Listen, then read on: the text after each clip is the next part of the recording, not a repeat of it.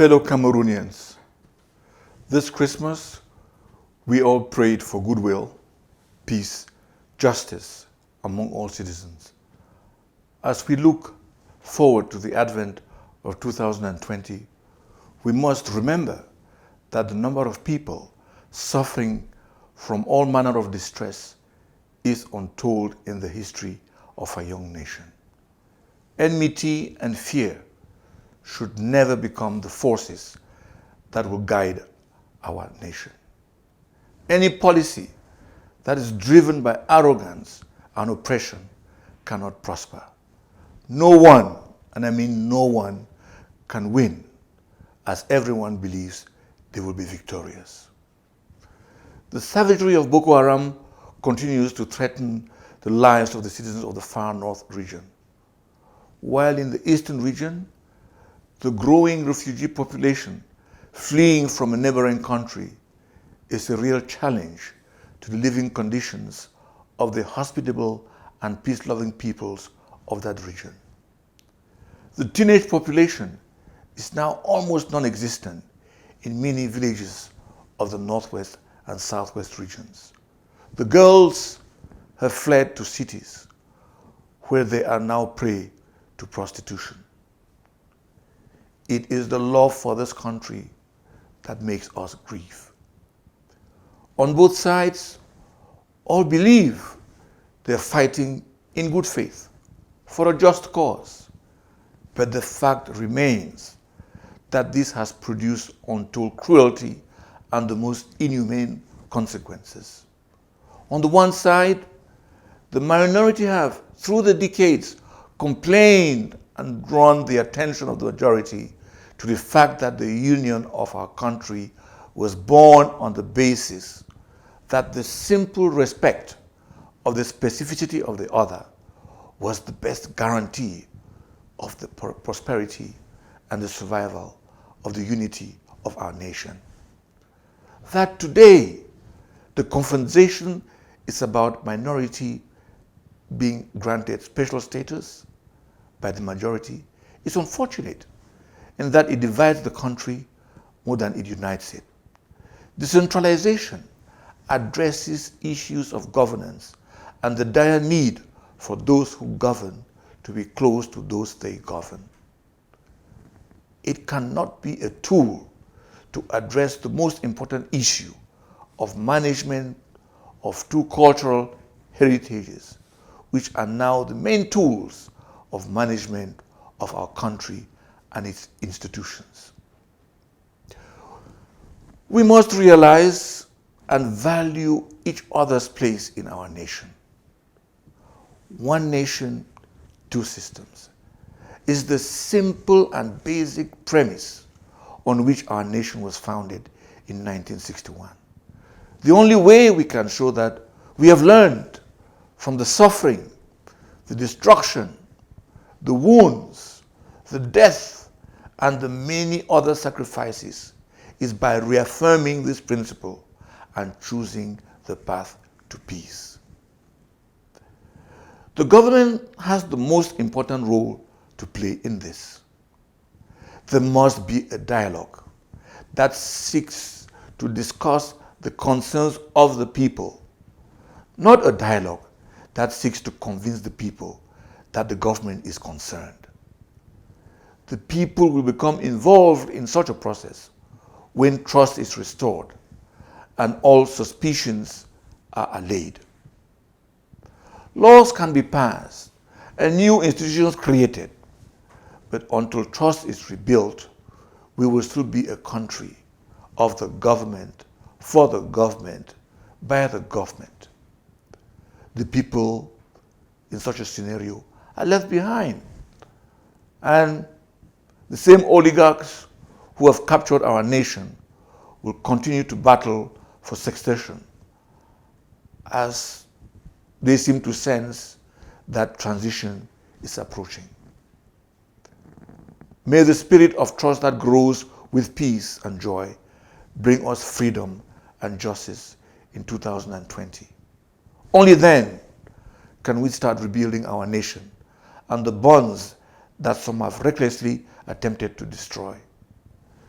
In all of this, we must salute the awareness of the fact that our country needs fixing. Our continent, Africa, is currently going through major changes.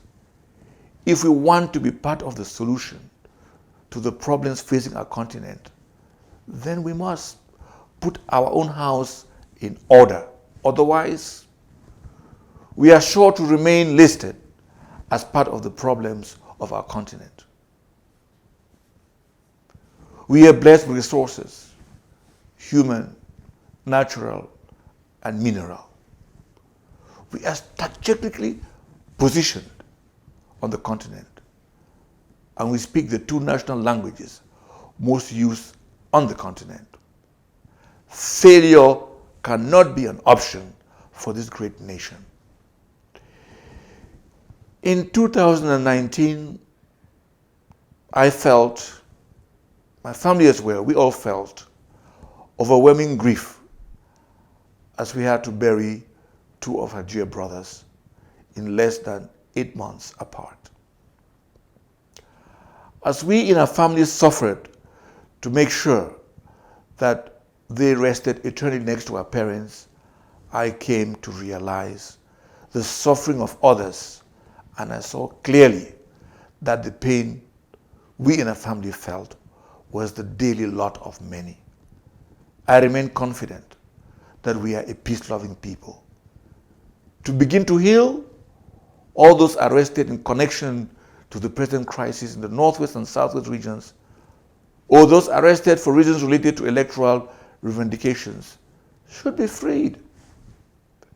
Freedom and justice are the torches that will light the path towards genuine dialogue, peace, equality, and equity. Many have died. Many lives have been destroyed. The retirement homes of many have been reduced to ashes at a time when they no longer have the strength to start again.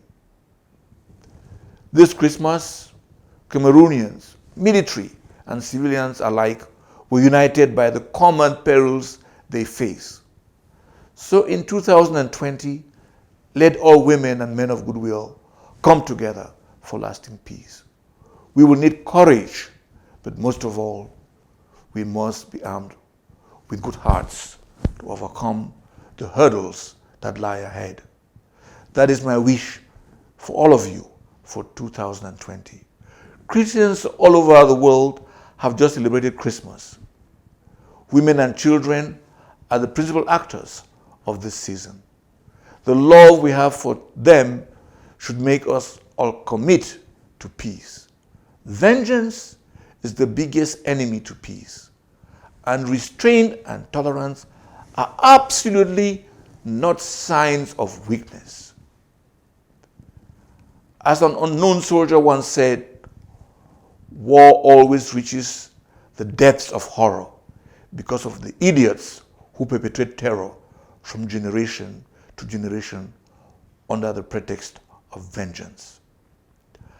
I will also want to plead with those of us involved in politics to understand how easily politics can become a tool of division, discrimination, and as we are beginning to see, hatred. We should be careful not to risk the peace of our nation in service of our personal interests and ambition. As President Kennedy said, leadership and learning are indispensable to each other. Or in the words of John Maxwell, the pessimist complains about the wind. The optimist waits for it to change. The leader adjusts the sails. Those who lead us must learn to adjust the sails. I want to assure the many fellow citizens who have contacted me in their hundreds that I will continue my quest for justice, because that is what will bring us lasting peace. We must seek for a genuine dialogue in which the rules are the same for everyone and all the ills of our country are discussed freely. To remain in denial of this necessity is to be prepared to turn our backs on peace and endanger the union and the lives and property of many innocent citizens who have suffered and sacrificed more than enough. God bless all of us. I am conscious of the fact that we cannot expect a country so grievously wounded to recover fully. But our steadfastness against the proponents of hate, discrimination, and war is what will galvanize our healing power. Happy New Year 2020.